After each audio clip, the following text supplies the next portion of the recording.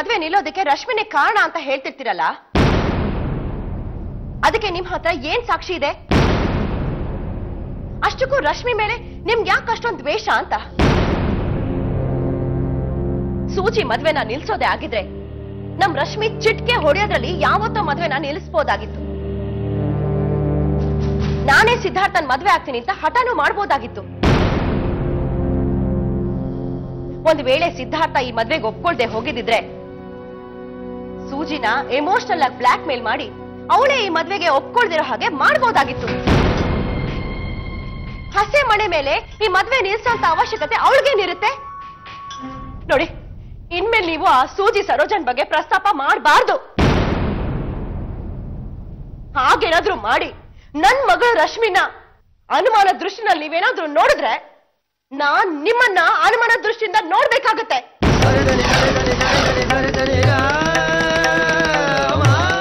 ಆಮೇಲೆ ನಮ್ಮಿಬ್ರ ಸಂಬಂಧ ಒಡ್ದು ಹೋದ್ರೂ ಹೋಗ್ಬೋದು.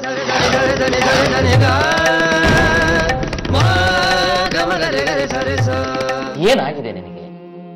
ಯಾಕೆ ಹೀಗೆ ಕೂತಿದೀಯಾ? ನಿನ್ನ ಮನಸ್ಸು ಇನ್ನೂ ತಿಳಿಯಾಗಿಲ್ವೇನೋ? ಡ್ಯಾಡ್, ನನ್ನ ಮನಸ್ಸಲ್ಲಿ ಯಾವ ರಾಡಿನೂ ಇಲ್ಲ. ಆದ್ರೆ ನಾನು ರಶ್ಮಿ ಮನ್ಸನ್ನ ಎಲ್ಲಿ ರಾಡಿ ಮಾಡ್ಬಿಡ್ತೀನಿ ಅನ್ನೋ ಭಯ ಕಾಡ್ತಾ ಇದೆ ನನ್ನ. ಇನ್ನು ಎಷ್ಟು ದಿನ ಅಂತ ಈ ಭಯದಲ್ಲಿ ನಡಬೇಕು ಅಂತ ಇದೀಯಾ? ಯಾರ ಹತ್ರ ಏನು ಹೇಳ್ಕೊತಾನೂ ಇಲ್ಲ ನೀನು. ನೋಡು ಸಿದ್ಧಾರ್ಥ, ಜೀವನದಲ್ಲಿ ಎಲ್ಲವೂ ನಮ್ಮ ಆಯ್ಕೆನೇ ಆಗಿರೋದಿಲ್ಲ ಕಣ.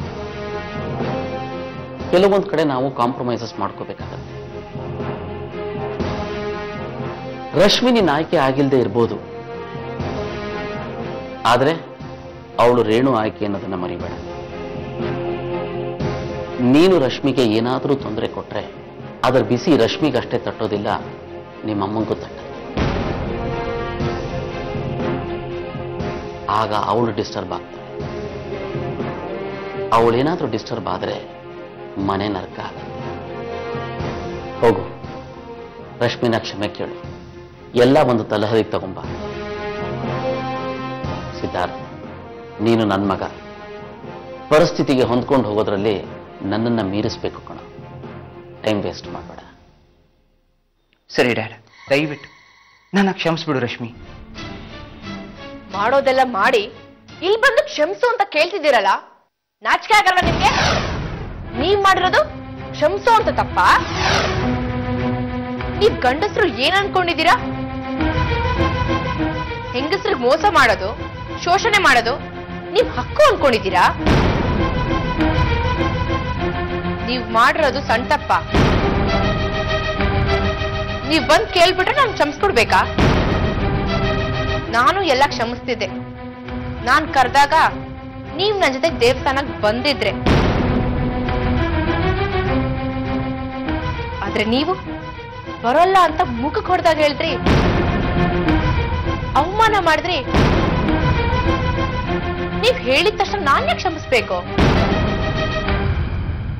ಹೇಗಿದ್ರು ನೀವ್ ನನ್ನಿಂದ ದೂರ ಇದ್ದೀರಲ್ಲ, ಹೀಗೆ ಇದ್ಬಿಡಿ. ನಾನು ಹೀಗೆ ಇರ್ತೀನಿ. ಹೊರಟೋಗಿ ಇಲ್ಲಿಂದ. ನಿಂತ್ಕೊಳ್ಳಿ. ಸಿದ್ಧಾರ್ಥ್, ನಾನ್ ಸೀರಿಯಸ್ ಆಗಿ ಬೈತಿದ್ದೀನಿ ಅನ್ಕೊಂಡ್ರಾ? ನಾನ್ ತಮಾಷೆ ಮಾಡ್ದೆ. ನಿಮಗ್ ನನ್ ಮೇಲೆ ಪ್ರೀತಿ ಇಲ್ದೇ ಇರ್ಬೋದು, ಆದ್ರೆ ನಾನ್ ನಿಮ್ಮನ್ ತುಂಬಾ ಪ್ರೀತಿಸ್ತೀನಿ. ನಾನ್ ನಿಮ್ಮನ್ ದೂರ ಮಾಡ್ತೀನ? ನಿಮ್ಮನ್ನ ಅವತ್ತೇ ನಂಗೆ ಕ್ಷಮಿಸ್ಬಿಟ್ಟಿದ್ದೆ. ಅಂದ್ರೆ ನೀನ್ ನಿಜವಾಗ್ಲೂ ನನ್ನ ಕ್ಷಮಿಸಿದ್ಯಾ? ಖಂಡಿತ. I love you Siddharth.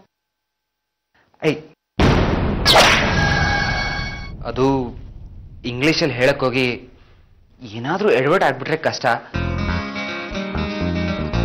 ಅದಕ್ಕೆ ಕನ್ನಡದಲ್ಲೇ ಹೇಳ್ತೀನಿ. ನಾನು ನಿನ್ನ ತುಂಬಾ ಪ್ರೀತಿಸ್ತಾ ಇದ್ದೀನಿ.